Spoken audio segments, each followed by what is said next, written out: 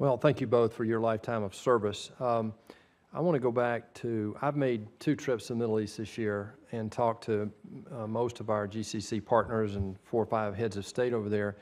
I want to get more involved in Russia, but first I want to talk about the Iranian involvement specifically in Yemen. Just last month there was an interdiction of a private vessel with arms, serious arms, going into Yemen. And yet we still have some sanctions relative to Iran's activity.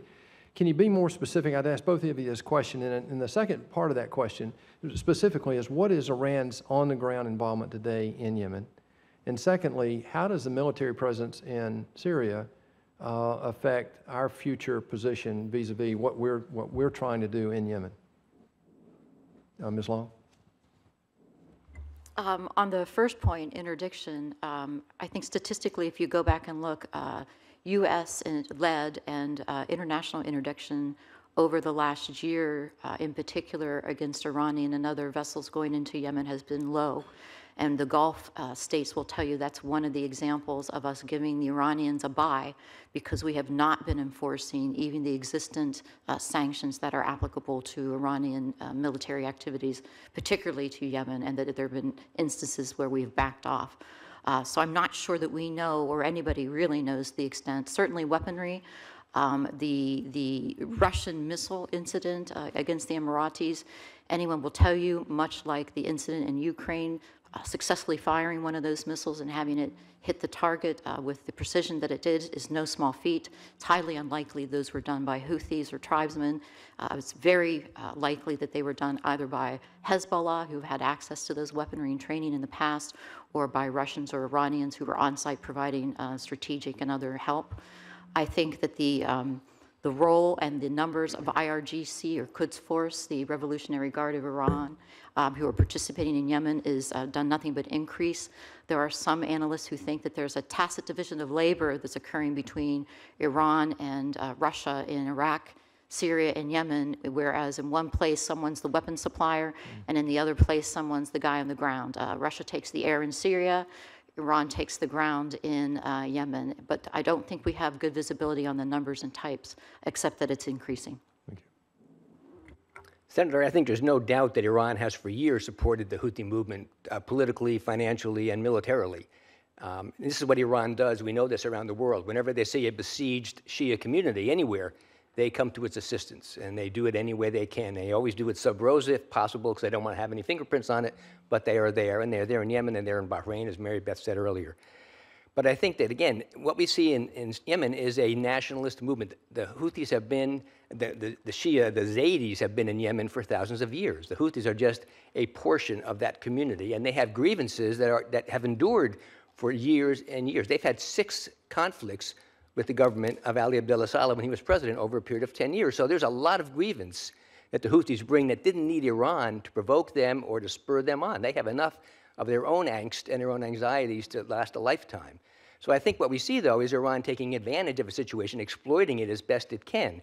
I don't think that the Iranians are there in any really decisive way. Again, as I said earlier, I think they're there, but I think the Houthis have been able to do what they've done because they were speaking to a population in Yemen that was as disenfranchised as they were.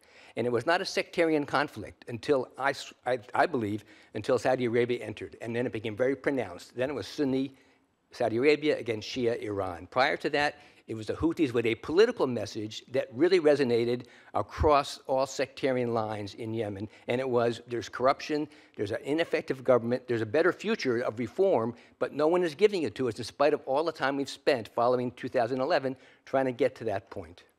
You know, you both have spoken about the underlying crisis over there, and that's really the religious sectarian conflict, Sunni on Shia, Shia on Sunni. Certain countries, the minorities in control, and so forth. So you've got the continuing conflict there.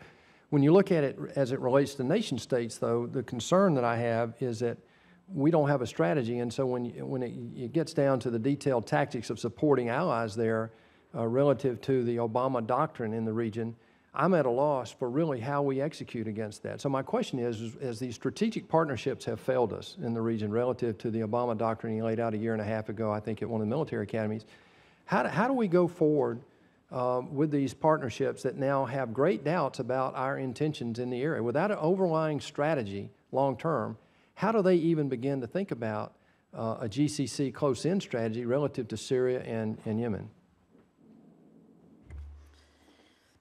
Oh, and one last derivative of that, excuse me, is this proliferation threat. I am really very concerned about that after talking to these foreign ministers and some of the heads of state, particularly after the JCPOA, is what can we do to combat that? Because that's another derivative of our lack of long-term strategy. I think the most important thing we can do is become engaged, clearly send signals that we have not left the region, that we are not going to leave the region, that there are consequences to the proliferation of weapons, and there are the consequences to entities from outside the region basically taking what was an internal conflict, and I agree with my colleague regarding the Houthis, but hijacking it so that it has morphed well beyond anything that we would recognize 10 years ago. So I'm sorry to interrupt. You've said, I heard the chairman ask you earlier, how would you do that? And the answer was more specific arms delivery. But are there any other things that we could do to execute what you just said? Yes, we need to increase our presence in the Gulf, get back to the naval carriers that we had a few years ago before that we had to reduce them because of sequestration. And that creates a real problem to have any kind of foreign policy in the Middle East. We have to have a strong military. And the problem is right now we're about to be in a position where we have the smallest army since World War II, the smallest Navy since World War I, and the smallest Air Force ever. And we're not done yet. I'm not trying to make this a political comment, but I really am trying to point out and get you to answer how serious this threat is if we can't back up what you're suggesting in terms of interdicting our position there. We can't, and on the way that we're headed with our congressional impasse on budgetary and sequestration and the reduction in our forces, particularly to our naval forces, we won't be able to in the future the foreseeable future. And that's huge because our credibility is gone because we're not participating, we're not following through. And you don't think that's lost on Mr. Putin or the Ayatollah either, do you? Of course it's not, and that's why Russia and Iran have expanded their participation both militarily and politically in all these conflicts that should have been and could have been contained, at least in some respects. They could have been at least mitigated from creeping into the other region had we had a strong U.S. foreign policy and a plan that we were executing. And frankly, we've had and have neither. Ambassador, I'm out of time, but with your forbearance. Sure, absolutely. Just briefly then, Senator, I think that you make a very valid point, and I think that we are not going to probably increase our presence in the Gulf. We have a very solid presence there now. We have the number of military bases, Al Udeid. We have the 5th Fleet in Bahrain.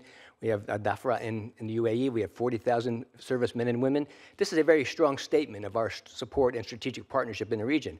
I think that our Gulf Arab allies are worried, not so much because they think we're going to walk away from there, but because they think we're going to introduce Iran back into their lives. Could I interject just one thing, though? In what we're about to do in Afghanistan is not also, that also is not lost on the leaders in the area. We're about to cut in half, basically, our troops over there. That's what's being recommended right now by the administration. That's not lost on the people over there. So the change in direction is as serious to me as the total numbers. Would you disagree with that?